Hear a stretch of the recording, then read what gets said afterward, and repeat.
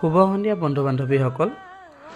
এইবাৰ মিচিংসকলৰ যি যুৱ মহোৎসৱ অনুষ্ঠিত হৈছিল বগীবিলৰ কাৰেং চাপৰিত, শেষৰ দিনা দেখিবলৈ পোৱা গ'ল জনসাধাৰণে অনুষ্ঠান উপভোগ কৰিবলৈ গৈ এই ডলা চালনীসমূহলৈ যি টনা আজোৰা কৰিলে, এয়া সঁচাই এক লাজ লগা আমাৰ বাবে ক'ব লাগিব।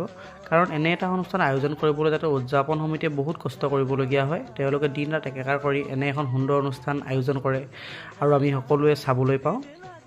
ইমান ধুনীয়া সুন্দৰ এখন যি মূল প্ৰৱেশদ্বাৰ বনাইছিল, মানুহসকলে তেখেতসকলৰ ঘৰত যেন এনেধৰণৰ সামগ্ৰীসমূহ নাই, এইবোৰ ল'বলৈ ইমান হেতা ওপৰা কৰিলে। কোনোবা ওপৰত গৈ এইবোৰ বস্তু ল'বলৈ চেষ্টা কৰে, কোনোবাই বাঁহৰ বেৰিকেড ভাঙি সোমাই গৈছে আৰু তাত কাৰেণ্টৰ ৱাৰো ওলমি আছিল। হয়তো তাৰ বাবে কিছুমান লোকৰ নিজৰ জীৱনো হেৰাবলগীয়া হ'লহেঁতেন। এনেবোৰ কথা নাভাবি তেওঁলোকে কেৱল এই ডলা চালনী টনা আজোৰা কৰি আছিল। মই ভাবোঁ এনে কৰিব নালাগে। আপোনালোকে কি ভাবে মতামত জনাব বুলি আশা ৰাখিলোঁ আৰু আগলৈ যাতে এনে কোনো পৰিস্থিতিৰ সৃষ্টি নহয় সেয়া আশা ৰাখিলোঁ। ধন্যবাদ।